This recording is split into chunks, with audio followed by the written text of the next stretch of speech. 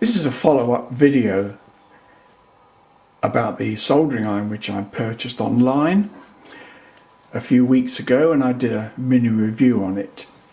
However, since then I've been actually using the soldering iron quite considerably. This is the little project that I've been using a soldering iron for. I'm sure you've probably guessed it's part of an audio power amplifier. All that's missing from the module, incidentally, are the large power transistors, which I haven't put on, or I haven't even cleaned up the boards or anything. But I'm basically showing you these because this is what I've used the soldering iron to do. Now, after soldering those two modules, this is the tip. Now, it actually doesn't look too bad. By the way, it's dirty because it's now removed from the soldering iron and I haven't cleaned it. Normally you wouldn't solder with it in this condition, but you can see on there it is quite badly worn. This is supposed to be a chisel tip, and when I was using it, the actual centerpiece wore so badly that I've actually had to cut temporarily the edges off because it became U-shaped. Now, this isn't actually the tip that came with the soldering iron, because at the same time I purchased the soldering iron, I also sent off for a pack of 12 assorted bits from what would appear to be the same manufacturer. There's quite a wide variation of tips on there.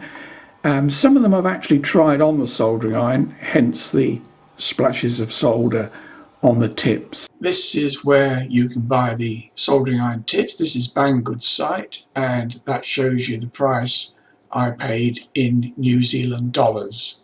This is the tip that was on the soldering iron when I purchased it, and you can see it's had some light duty but not worn, because it's literally had 5 minutes, and in fact the only work it did was on the video that I actually made before. So that's how it looks after 15 minutes use. Now, changing these tips is very simple. You literally unscrew this here,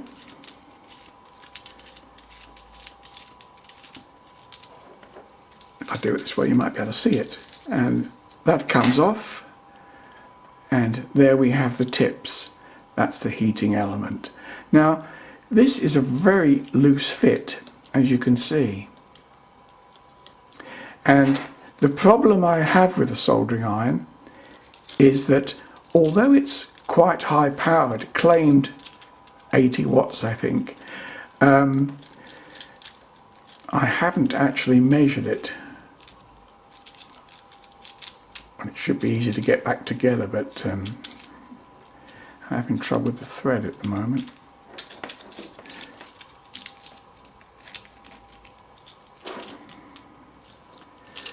Oh dear. There we go. And I just face the tip this way. And there we go with the new tip on it. Now, because that is comparative, I mean it's tight in there now, but it's comparatively loose fit around the element. The issue that I found with the soldering iron, there's not enough mass here to maintain the heat, and when you're messing with PCBs with large ground planes and things like that, the soldering iron runs out of steam basically. Even though it's applying power to it, there's not enough mass there, so the moment you touch that, even with one of the bigger tips, which is the tip that I was using, you can see is noticeably bigger. There's no mass here. There's absolutely no mass.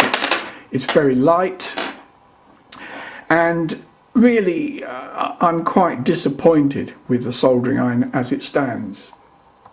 The other issue is here you can see quite plainly the temperature adjustment, minus and plus. Now you can set the temperature very well, and there's nothing wrong with that, but you hold the soldering iron like this, Well, at least I do anyway.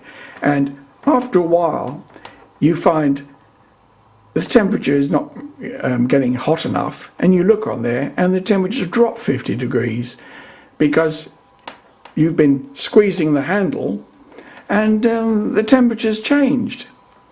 So that's the other big problem, and also it's uncomfortable to handle. It's not a nice soldering iron to actually use. The cable is far too stiff, so when you're using it, I find that the wire is just really way too stiff. And to save you looking, should you be interested, this is the soldering iron. Again, it came from Banggood, and I noticed the price has gone up. I paid $20 and a bit, and it's now gone up to $21.58. Ah, well, that's progress for you. Compare that to my old soldering iron. This is 25, maybe even longer, 25 plus years old, and made in England in the days when soldering irons and, well, anything was made in England. Here, this is only 15 watts, but it maintains the heat so much better because all the mass here is much larger than the Chinese ones.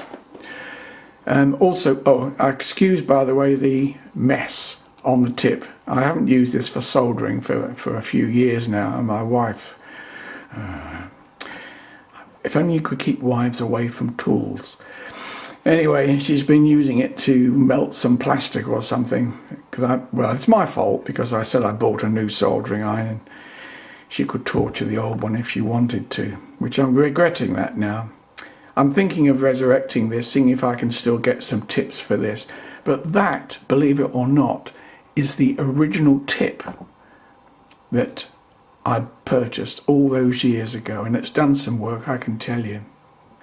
So overall, I'm a little bit disappointed in these purchases. I guess time, you can tell a lot about a product in time rather than a quick look at it. But there's nothing wrong with the basic bits, as long as you don't want them to last very long. But to be fair, they were cheap. The old saying, you get what you pay for. The soldering iron was relatively cheap, but there's no way that's going to last for 25 years. In fact, I'm thinking of designating it to the dustbin very soon, because I'm not really very happy with it at all. I was talking about my Antec soldering iron. I thought, I wonder if it's still available. I can still get spare parts. And here I found a site in New Zealand where the very soldering iron that I purchased all those years ago, the only update is that it's got a silicon cable. A little surprised at the price, $76 plus GST. So, I mean, that is quite a lot of money. If it works and lasts as long as the last one did, I should live till I'm about 110, so I should be quite pleased about that. So if you're looking for a good soldering iron, buy an Antex.